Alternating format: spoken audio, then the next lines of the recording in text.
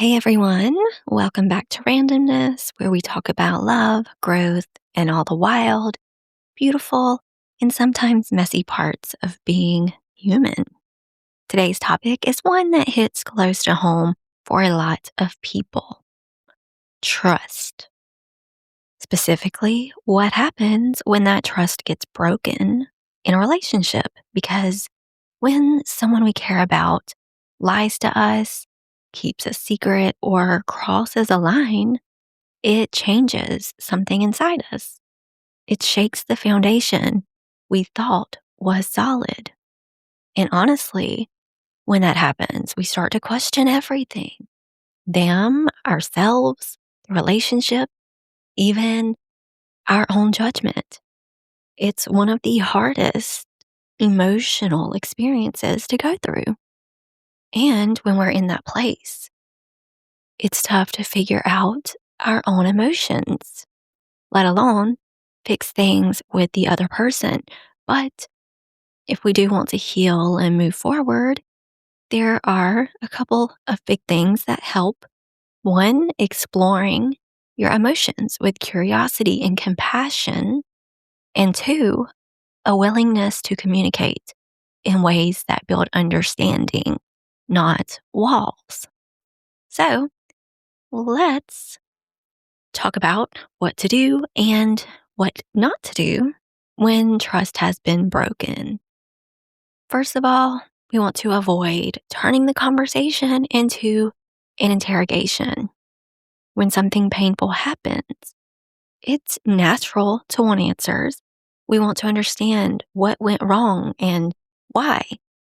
But asking the same questions over and over or pushing for every single detail doesn't bring peace. It usually fuels anxiety and defensiveness on both sides.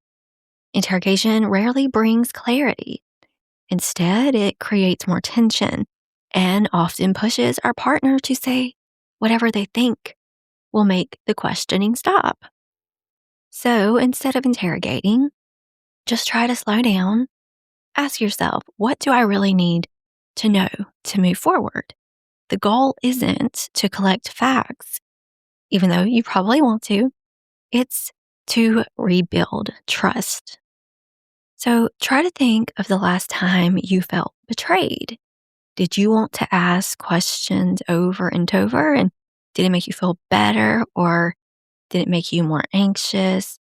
The truth is, what we often really need isn't every single little detail.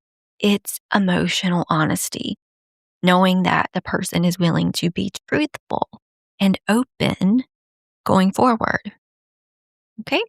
Also, invite honesty by being honest yourself. I know, easier said than done. When you've been hurt, the last thing you want to do is open up again. But the truth is, honesty invites honesty. Honesty is more likely to appear when we lead with it ourselves.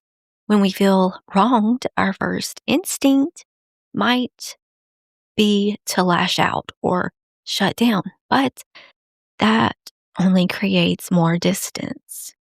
When we come from a place of vulnerability, saying things like, I feel really hurt right now, I'm having a hard time trusting you, or that made me feel really alone, we create a space for real conversation. Compare that to saying, you ruined everything, or you never cared about me. One pushes the person away and the other helps them understand you. And that's what rebuilds emotional connection: honesty, not hostility. Understand that your partner has their own perspective. Even when something feels black and white, to us, it might look completely different from their point of view. And I am not saying that makes it okay, but sometimes understanding the why behind someone's actions helps us see the full picture, not to excuse it, but to understand it. I mean, if you think about that famous line from Friends, we were on a break, One person saw that as cheating and the other thought it wasn't. Same situation, totally different meanings. In relationships, those differences in interpretation happen more than we realize. So, before assuming your partner's motives, try to hear their perspective.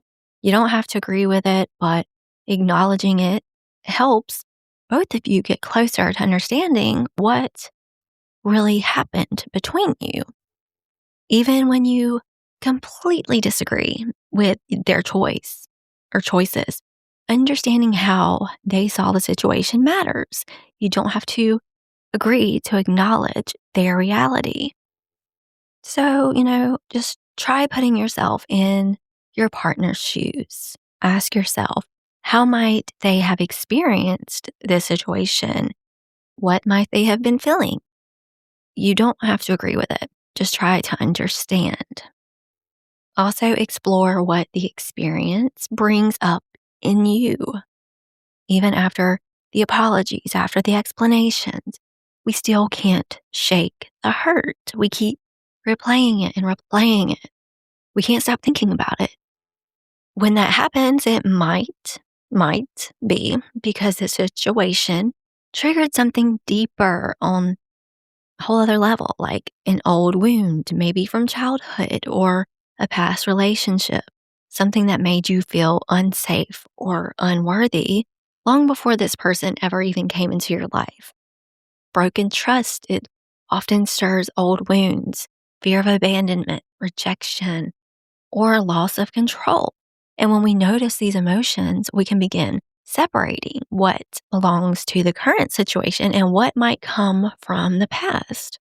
For example, someone whose partner travels a lot for work might interpret that as rejection, when in reality, it could be triggering earlier experiences of being left behind or abandoned.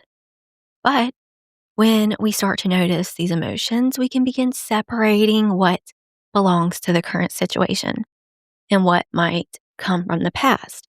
Recognizing these emotions means you're growing in awareness. You're learning to understand your own story and how it shapes your reactions. And honestly, that's powerful because the more you understand yourself, the more you can heal, no matter what your partner does or doesn't do. And you definitely want to keep your ultimate goal in mind. When you're hurt, it's tempting to focus on punishment or proving a point. But if your true goal is rebuilding, your actions need to match that. So you can't control how your partner reacts, but you can control how you show up. Choosing communication, compassion, and boundaries instead of blame creates the best chance for genuine healing. Rebuilding trust, it of course takes time, consistency, and patience, but it can happen. And sometimes the cracks that once broke you apart can become the spaces where light finally gets in. So ask yourself, what's my real goal here? If you truly want to rebuild the relationship, your actions have to reflect that. That means choosing communication over punishment, curiosity over assumptions, and compassion over control. And like I said before, you can't control how your partner responds, but you can control how you show up. And that choice, your half of the dynamic, is where your power lies. So, rebuilding trust is not easy at all. It takes time, effort, and consistency from both sides, but it is possible. You have to keep checking in with yourself. What am I feeling? What do I need?